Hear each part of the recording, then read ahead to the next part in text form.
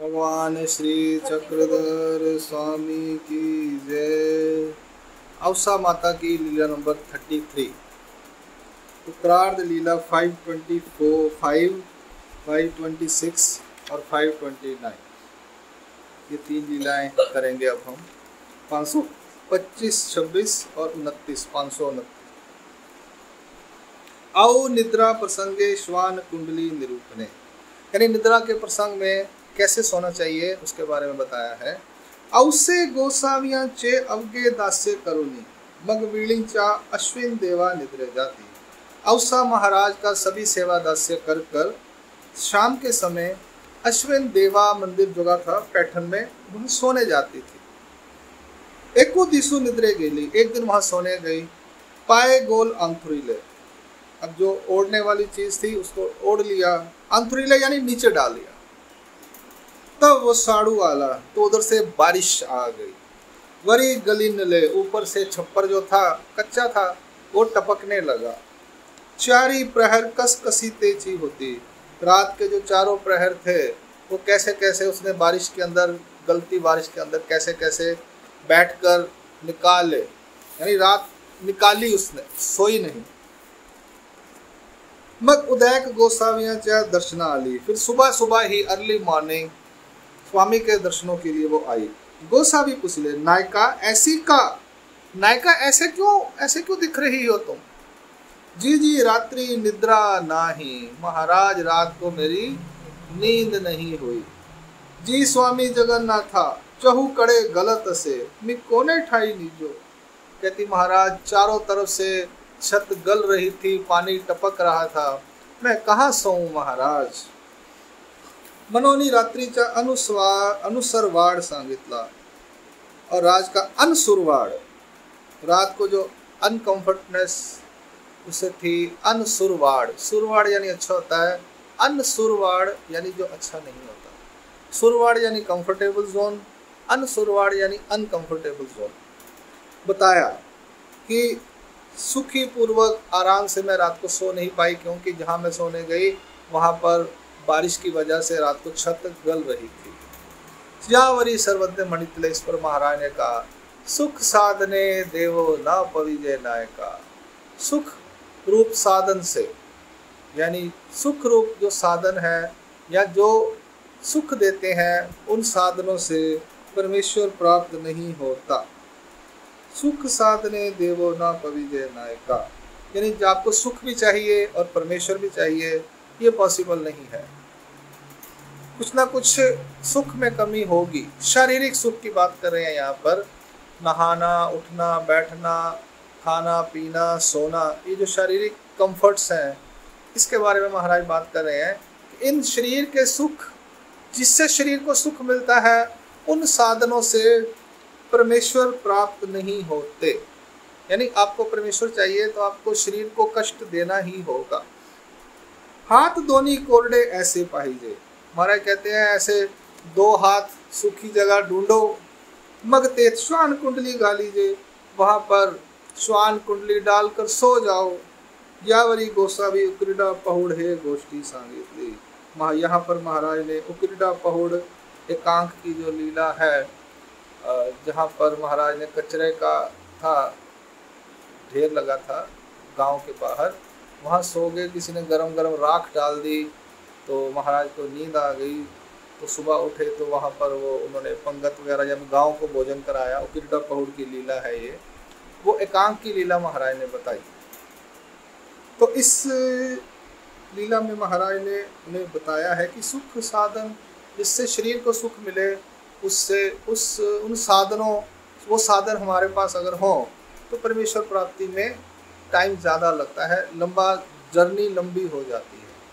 अब आगे देखते हैं लीला क्रमांक उत्तरार्ध 526, इसी से रिलेटेड है। औसा श्वान कुंडली दाखवने, औसा को श्वान कुंडली कैसे डालते हैं वह दिखाया। गोसाविया शिवलीचा पूजा अवसर झाल्यानंतर बाहरी विजय केले, महाराज शाम का पूजा श्रवण के बाद बाहर आए। औसी बहल सातरी घातली होती, औसा ने बाहर खुली डुली लंबी चौड़ी शतरंजी बिछाई हुई थी सोने के लिए। ते देखो नहीं मणितले, वह देखकर महाराज ने कहा, नायका हे काई, अरे औसा यह क्या है? इतु की सात्री ची, इतनी बड़ी शतरंजी नीचे डालकर तू सो रही है। सात्री यानी नीचे डाली, शतरंजी जिसको बोलते हैं आज की डेट में हम।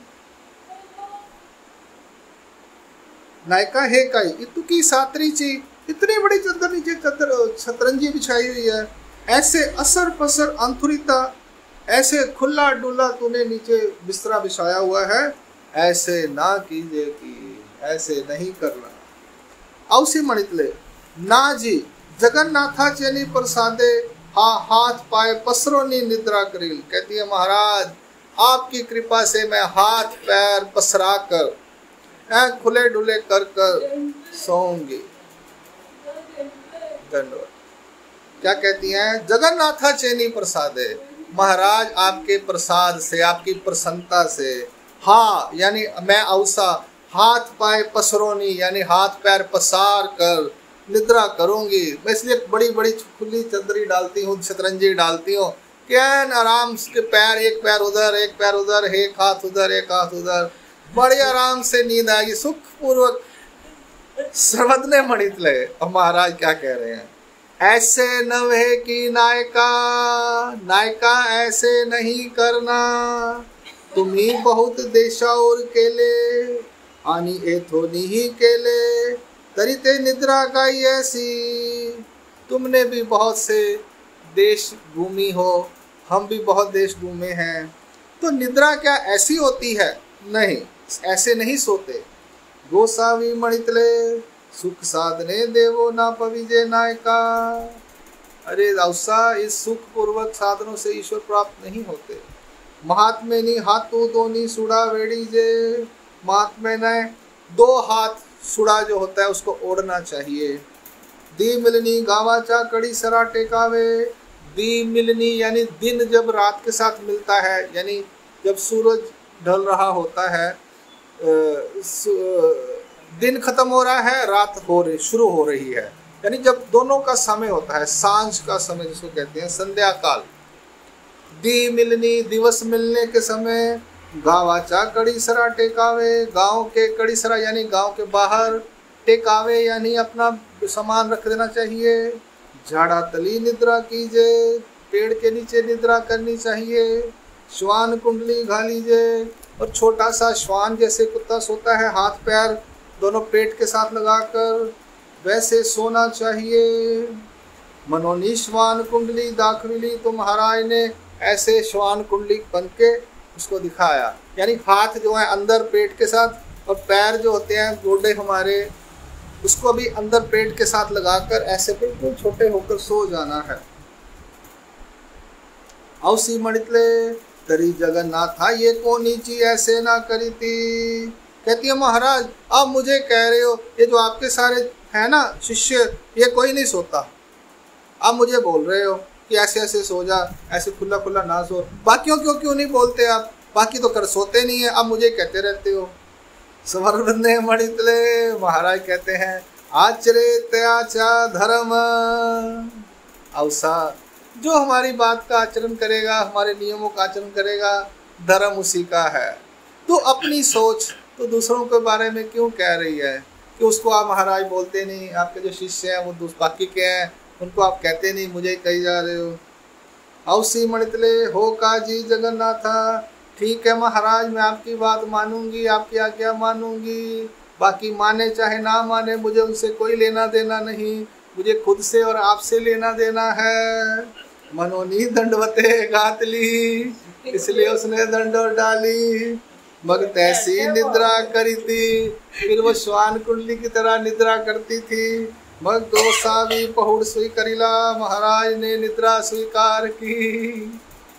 ऐसे महाराज ने उसे बताया और उसने कहा कि बाकी नहीं करते, और हमारे साथ भी यही होता है, हम लोग भी यही करते हैं। आज साथ नहीं होता, हम लोग भी यही कहते हैं, बाबा जी हमें कहते रहते हैं, दादाजी हमें कहते रहते हैं, बाकियों को तो कहते नहीं, बाकी लाडले हैं उनके खास हैं, उनको डांटते नहीं, हमें डांटते रहते हो। तो ऐसा है आचर्य त्याचा धर्म। महाराज ने नियम बनाए हैं, विहित किए हैं, जो फॉलो करेगा उसी का धर्म है। धर्म यानी नियम धारण करना। तो जो श्री चक्रधर महाराज ने नियम बताए हैं हमें पता है, हमें खुद को ही फॉलो करने हैं। कोई फॉलो करना चाहे तो उसको बताना है, कोई पूछता है तो उसे बताना है। नहीं तो ये जो ज्ञान है ये अपने लिए ही होता है, खुद के लिए होता है, दूसरों के ऊपर लुटाने के लिए नहीं होता। क्योंकि ये ज्ञान जो है ईश्वर का बड़ी मुश्किल से हासिल होता है, बहुत मेहनत करनी पड़ती है। 10-10 साल, 6-6 साल, 12-12 साल लग जाते हैं, तब जाके थोड़ा सा कुछ दिमाग में जाता है कि भगवान क्या कह रहे हैं। नहीं तो फिर अपने मन से जो मर्जी करते जाओ। तो वो तो बाकी जो अन्य धर्मों में जो सब प्रचार प्रसार है वो हम सहज से समय सुनने को मिल जाता है, पर जो ईश्वर ने, जो श्री चक्रधर महाराज ने कहा है वो हमें सुनने को मिलता नहीं है। तो महाराज ने जो कहा है वो हमें फॉलो करने की मैक्सिमम पर्सनल लेवल पे कोशिश करनी चाहिए।